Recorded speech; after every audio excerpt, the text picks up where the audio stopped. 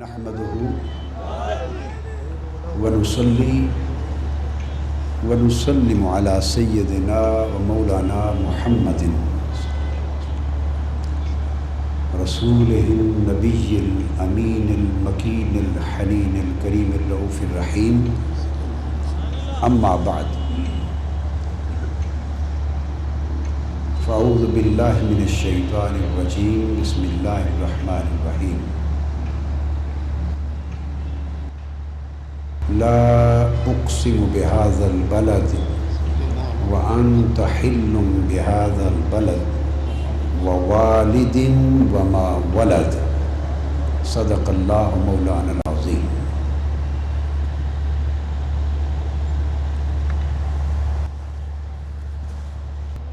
دنیا کا کوئی کونا ایسا نہیں جہاں مصطفیٰ کے میلاد کا جشن نہ منایا جاتا صلی اللہ علیہ وسلم. یہ پوری امت کا معمول ہے. اس کا انکار کرنے والے احباب عالم اسلام اور عالم عرب میں تعداد کے اعتبار سے آٹے میں نمک کی حیثیت بھی نہیں رکھتے. آٹے میں نمک کی حیثیت بھی نہیں رکھتے. اب میں آپ کو اس موضوع کی علمی حیثیت سمجھانا چاہتا ہوں. سب سے پہلے جو نکتہ میں واضح کروں گا، سب سے پہلے ایک بات ذہن نشین کر لیں کہ بعض ذہنوں کو ایک مغالطہ ہے، اور وہ یہ کہ اسلام میں یہ جو سیلیبریشن ہوتی ہے، سیلیبریشن بعض مواقع کو منانا، سیلیبریٹ کرنا، بعض لوگ سمجھتے ہیں کہ سیلیبریشن یہ اسلام کی روایت نہیں ہے، یہ علاقائی، جغرافیائی یا پاکستان اور ہندوستان کی ثقافتی روایت ہے. سیلیبریشن کا تعلق اسلام سے نہیں ہے. پہلے اس نقطے سے شروع کرتے ہیں. یہ بات ذہن نشین کر لیں کہ سیلیبریٹ کرنا، کسی شے کو منانا، اس کی یاد کو منانا اور ہمیشہ تکرار سے منانا، یہ عین اسلام ہے. عین اسلام ہے. نماز، پنجگانہ نماز، پنجگانہ نماز، پانچوں فرائض، آج آپ کو بتا دوں یہ بھی سیلیبریشن ہے، یہ بھی کسی کی یاد منائی جاتی ہے. یہ جو فرائض خمسہ ہے، نماز، پنجگانہ، سن لیں، یہ بھی پیغمبروں کی یاد منائی جاتی ہے. کتب احادیث میں اور کتب سیر میں آیا ہے. امام جلال الدین سیوطی نے الخصائص الکبریٰ میں روایت کیا، اور امام طحاوی نے شرح معانی الآثار میں روایت کیا، اور دیگر بہت ساری کتب میں، حدیث کی کتابوں میں اور سیرت کی کتابوں میں ہے کہ نماز فجر یہ حضرت آدم علیہ السلام کی یاد منائی جاتی ہے کہ حضرت آدم علیہ السلام کی توبہ جب قبول ہوئی تو فجر کا وقت تھا، اور آپ نے قبول توبہ پر 2 رکعت نماز شکرانہ ادا کی. اس 2 رکعت شکرانے کی یاد منانا نماز فجر کے 2 فرض بن گئے.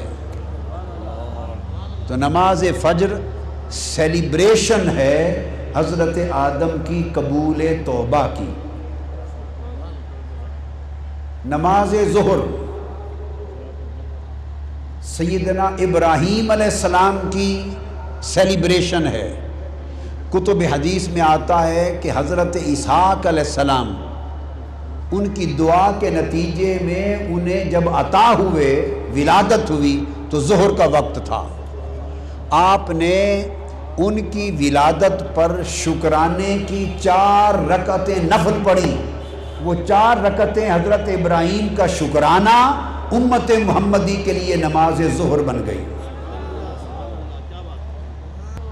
نماز سے بڑی نکتہ سمجھ لیں، اللہ کی عبادت کوئی نہیں. بین العبد و بین الکفر ترک الصلاۃ، مومن اور کافر کے درمیان فرق نماز ہے۔ افضل العبادات نماز، علامت ایمان ہے۔ اللہ رب العزت کی عین عبادت نماز، اس نماز کو بھی اس نے اپنے محبوب پیغمبروں کی یادگاریں بنا رکھا ہے۔ ہر نماز کو کسی پیغمبر کے ساتھ منسوب کر رکھا ہے۔ تو ظہر حضرت اسحاق کے میلاد کی یادگار ہے، حضرت اسحاق کی ولادت کی شکرانے کی یادگار ہے۔ پھر نماز عصر، حضرت عزیر علیہ السلام 100 سال کی وفات کے بعد دوبارہ زندہ کیے گئے، جس کو قرآن نے کہا کم لبست، قال لبست یوما او بعد یوم، 100 سال کے بعد اٹھے۔ جب انہوں نے دیکھا کہ میں 100 سال کے بعد زندہ ہوا ہوں تو اللہ کے حضور شکرانے کے 4 نفل پڑھے، تو شکرانے کے 4 نفل حضرت عزیر کے امت محمدی کی نماز عصر بن گئی۔ سمجھ آئی ہے بات کی؟ پھر حضرت یعقوب علیہ السلام، اور بعض روایتوں میں حضرت ایوب علیہ السلام طویل زمانے کی علالت اور بیماری کے بعد کمزور ہو گئے تھے، انہوں نے 4 رکعت شکرانے کے نفل پڑھے صحت یابی کے۔ مغرب کا وقت تھا، جب 4 رکعت نفل شروع کیے، 3 رکعتیں پڑھی تھی، چوتھی پر اٹھنے کی کوشش کی، اٹھ نہ سکے، کمزور ہو گئے تھے، علالت تھی، بیٹھ گئے 3 رکعتوں پر۔ خدا نے کہا کہ 3 رکعتیں امت محمدی کی نماز مغرب بنا دی۔ پھر حضرت یونس علیہ السلام مچھلی کے پیٹ میں رہے، 40 دن کے بعد مچھلی کے پیٹ سے نکلے، 4 رکعت شکرانے کے پڑھے، امت مصطفیٰ کے لیے نماز عشاء بنا دی۔ اب جو پہلا نکتہ میں نے سمجھایا حدیث کی روشنی میں کہ نماز سے بڑھ کر اللہ کی عبادت نہیں، نماز سے بڑھ کر اونچی اللہ کی کوئی عبادت نہیں، تو جو سب سے عرفہ عبادت ہے نماز، جو معراج المؤمنین ہے، جو معراج المؤمنین ہے، اس نے اس نماز کو بھی مجرد یعنی اپنے نبی کی نسبت کے بغیر نماز بھی قبول نہیں کی۔ 5 نمازوں کو کسی نہ کسی نبی کے ساتھ جوڑ رکھا ہے، پیوستہ کر رکھا ہے۔ نماز نبی کے ساتھ جڑی تو مصطفیٰ کی امت کا فرض بن گئی، یہ اس کی عبادت ہے۔ تو یہ نماز پنجگانہ کیا ہے؟ نبیوں کی شکرانوں کی سیلیبریشن، انبیاء کے شکرانوں کی سیلیبریشن ہم سیلیبریٹ کرتے ہیں۔ ہر روز 5 مرتبہ سیلیبریٹ کرتے ہیں، کن کو؟ نبیوں کو، اور وہ سیلیبریشن ہماری نماز پنجگانہ بن گئی۔ اسی طرح حج کیا ہے؟ حج، مناسک حج سارے کے سارے نبیوں کی یادگاریں ہیں، سب مناسک حج سیلیبریشن ہے۔ میں ابھی پہلا وہ نکتہ سمجھا رہا ہوں کہ ذہن کلیئر ہو جائیں۔ یہ خیال جہالت ہے کہ اسلام میں سیلیبریشن نہیں، اسلام سارا سیلیبریشن ہے، اسلام سارا سیلیبریشن ہے۔ مناسک حج میں اچھا بھلا لباس ہے، آپ کا شلوار ہے، قمیض ہے، عربی جبے ہیں، قبے ہیں، عمامے ہیں، خوبصورت لباس ہے، شیروانی ہے، یہ طرح طرح کے ملک کے خوبصورت لباس ہیں، مسنون لباس ہیں۔ آپ مسنون، پاک، طیب، طاہر لباس کے ساتھ حج کرنے جاتے ہیں، حکم ہوتا ہے سب لباس اتار دو، سب لباس اتار دو۔ کیا کرو؟ دو چادریں پہن لو۔ باری تعالیٰ کیوں؟ فرمایا میرے ابراہیم کا لباس دو چادریں تھا۔ تو حج کا لباس حضرت ابراہیم کے لباس کی سیلیبریشن ہے۔ پھر کعبے کے حرم میں داخل ہو جاؤ اور کہو لبیک اللہم لبیک، تلبیہ۔ تلبیہ کیا ہے؟ احادیث میں آتا ہے اور کل کتب تفسیر میں آتا ہے۔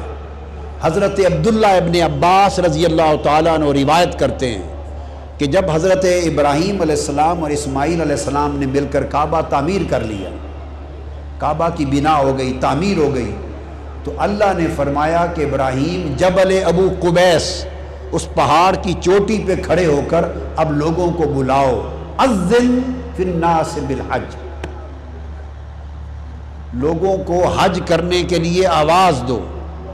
ابراہیم علیہ السلام نے پہاڑ کی چوٹی پہ کھڑے ہو کر اس وقت، آج سے 4000 سال پہلے، اس وقت آواز دی، لوگوں سے کہا، لوگوں سے، روحوں سے کہا کہ امرکم اللہ ان تحجوا بیتہ، اللہ نے تمہیں حکم دیا ہے کہ آؤ اللہ کے گھر کا حج کرو۔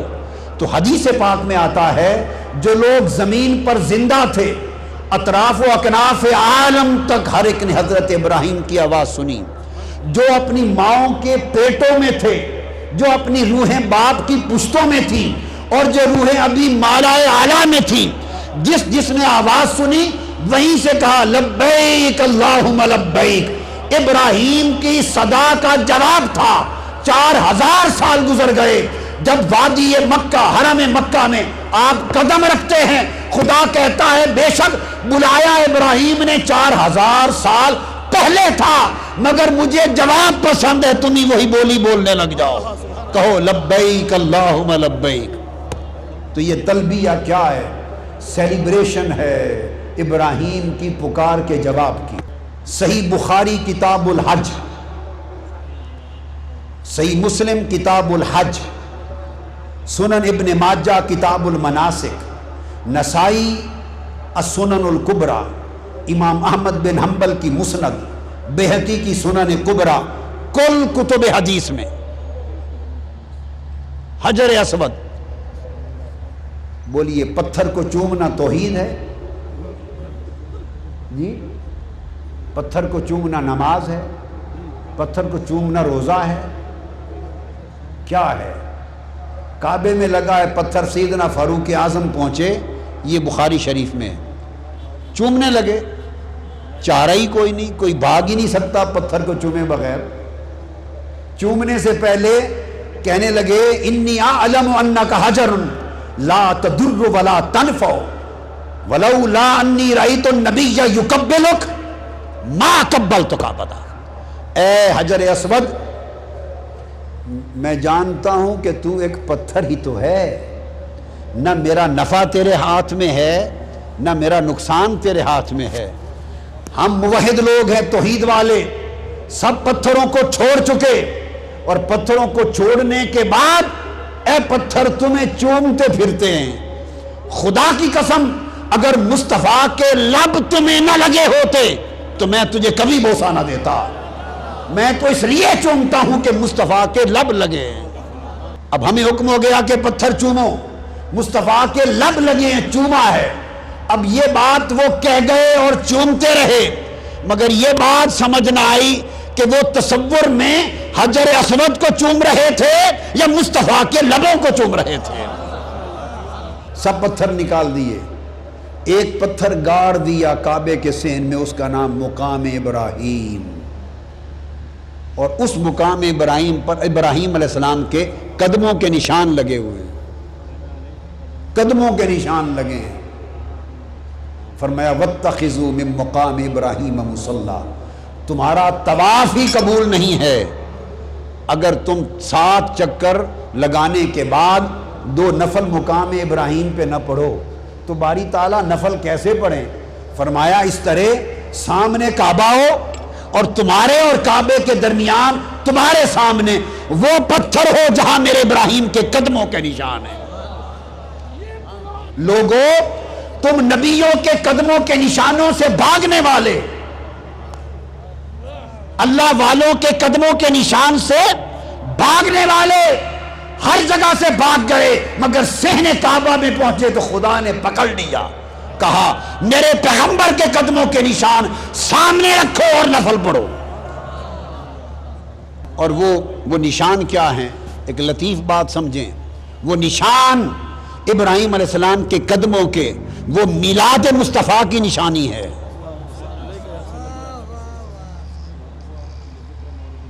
قدمہ سیدنا ابراہیم علیہ السلام یا علامت میلاد المصطفیٰ، حضور کے میلاد کی نشانی ہے۔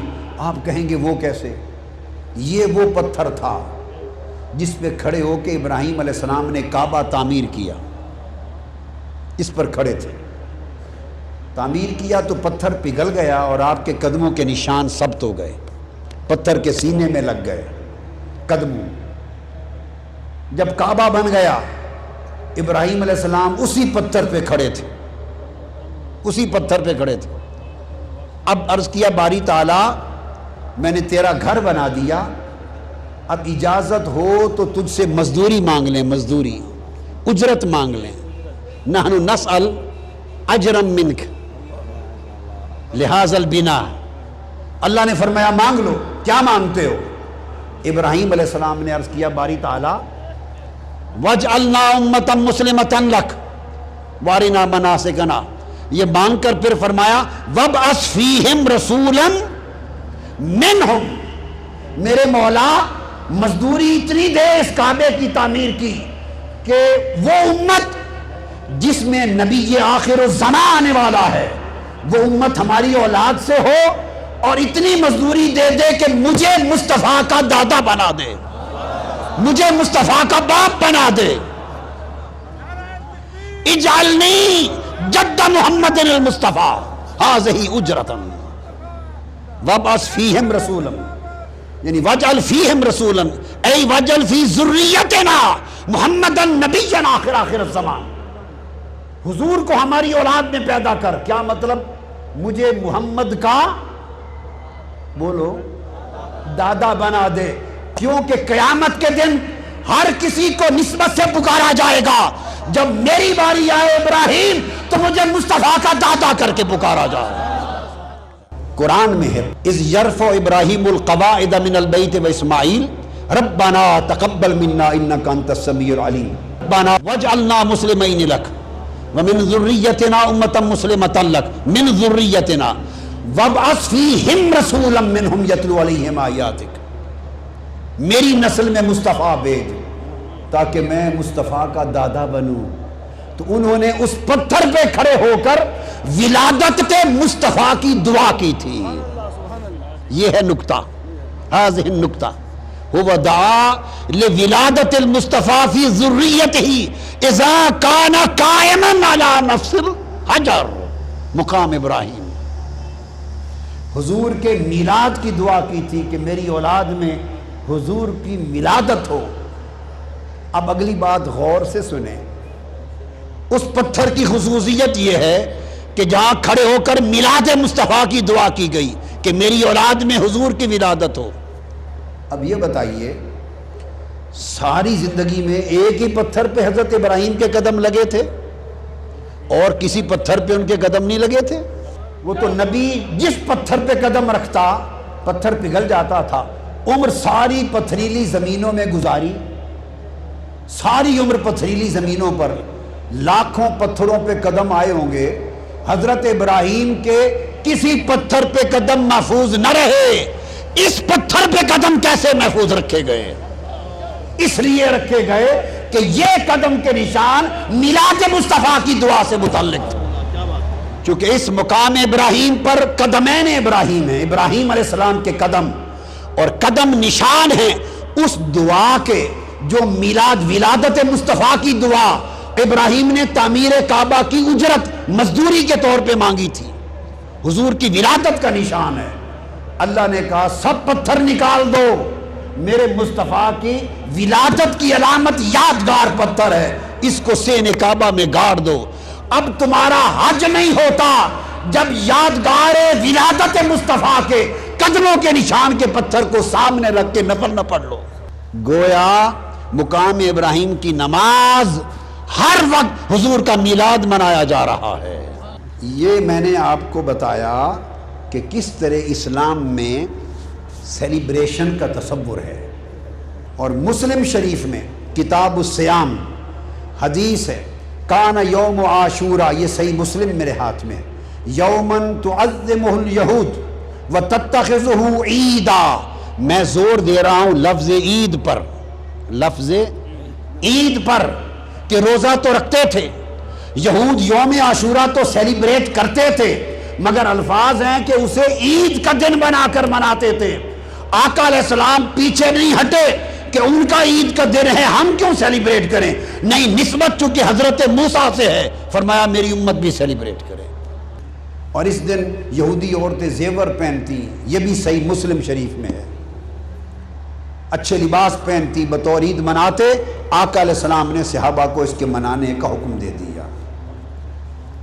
یہ وہ بنیادی چیز تھی جو میں نے سمجھائی کہ یوم منانا آقا علیہ السلام کی سنت ہے۔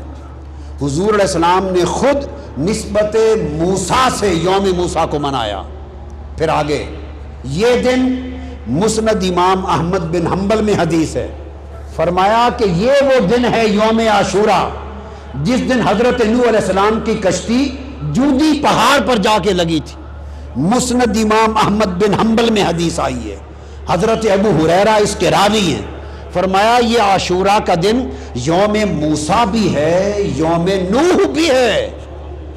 فرمایا اس کو مناؤ، تو مصطفیٰ نے یوم نوح بھی منایا اور یوم موسیٰ بھی منایا۔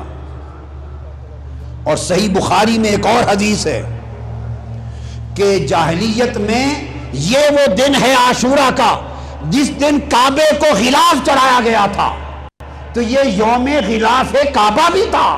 تو جب دور جاہلیت میں ہجرت مدینہ سے پہلے بھی آقا علیہ السلام اس دن کو مناتے تھے، تو حضور نے یوم غلاف کعبہ بھی منایا۔ یوم، یہ صحیح بخاری کتاب الحج، کان یومن تستر فیہ الکعبہ، وقال الامام ابن الحجر الاسقلانی کانوا یعظمہ بکسوۃ الکعبۃ فیہ، وہ اس دن کی عزت کرتے تھے کہ یہ کعبے کے خلاف کا دن ہے۔ تو آپ نے دیکھا کہ حضور نے یوم نوح بھی منایا، حضور نے یوم موسیٰ بھی منایا، اور حضور نے یوم غلاف کعبہ بھی منایا۔ امام جلال الدین سیوطی نے اس کو روایت کیا، حسن المقصد فی عمل المولد میں امام سیوطی نے روایت کیا کہ امام ابن حجر اسقلانی سے پوچھا کہ جشن میلاد مصطفیٰ، حضور کا میلاد منانے پر آپ کا فتویٰ اور دلیل کیا ہے؟ فرمایا حضور کا میلاد منانا، ابن حجر اسقلانی نے، اس حدیث اور سنت رسول سے ثابت ہے۔ اسقلانی فرماتے ہیں کہ جب حضور نے خود مدینہ پہنچ کر یوم موسیٰ منایا تھا، تو جب وہ یوم موسیٰ منا رہے ہیں، ہم یوم ولادت مصطفیٰ کیوں نہ منائیں؟ تو لوگوں، بخاری، مسلم اور ترمذی شریف اور صحابہ کرام بتا رہے ہیں، قرآن کی ایک آیت اترے، کیا بولیے؟ قرآن کی ایک آیت، الیوم اکملت لکم، دین کس پر اترا؟ بولیے کس پر اترا؟ بولیے اللہ کی نعمت کس پر تمام کی گئی؟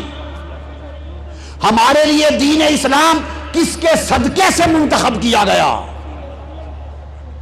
اور اس نبی پر ایک آیت اتری، الیوم اکملت لکم دینکم۔ صحابہ کہتے ہیں خدا کی قسم، اس ایک آیت کے زمین پر اترنے کا دن 2 عیدوں کا دن ہے، اور جس دن ساری آیتوں والا رسول آیا، کل قرآن والا رسول آیا، وہ ایک عید میلاد النبی کیا کروڑوں عیدوں کا دن ہے۔ ساری عیدیں مصطفیٰ کی ولادت کی عید پر قربان ہیں۔ حدیث کے لیے سنو، وہ صحیح، حدیث صحیح ہے۔ اب مجھے پوچھئے، بعض لوگوں کو خیال آتا ہے کہ اسلام میں جی صرف 2 عیدیں ہیں، بعضوں کو یہ خیال ذہن میں کھٹکتا ہے کہ یہ تیسری عید کہاں سے نکال لی؟ وہ کہتے ہیں تم نے تیسری میلاد النبی کی عید اور اگر لکھا ہوا ملے عید میلاد النبی تو کہتے معاذ اللہ شرک ہو گیا، بدعت ہو گئی۔ عیدیں تو دو ہیں، تیسری عید کہاں سے آ گئی؟ تیسری عید عبداللہ ابن عباس سے آ گئی، تیسری حضرت عمر فاروق سے آ گئی، بخاری مسلم اور ترمذی سے آ گئی۔ فرمایا عید الفطر ایک عید اور عید الاضحیٰ ایک عید۔ اضحیٰ قربانی عرفات میں ہوتی ہے یا مینا میں؟ بولیے کہاں ہوتی ہے؟ بولیے بھائی قربانی کہاں ہوتی ہے؟ عرفات میں یا مینا میں؟ مینا میں، تو وہ عید کا دن ہے۔ فرمایا یہ عرفات میں اتری وہ بھی عید کا دن ہے، اور فرمایا جمعہ کے دن اتری وہ بھی عید کا دن ہے۔ تو ایک عید الفطر ہوئی، ایک عید الاضحیٰ ہوئی، ایک عید عرفہ ہوئی، ایک عید الجمعہ ہوئی۔ 4 عیدیں تو حدیث سے ہو گئیں، اور یہ ساری عیدیں عید ولادت مصطفیٰ کی غلام ہو گئیں۔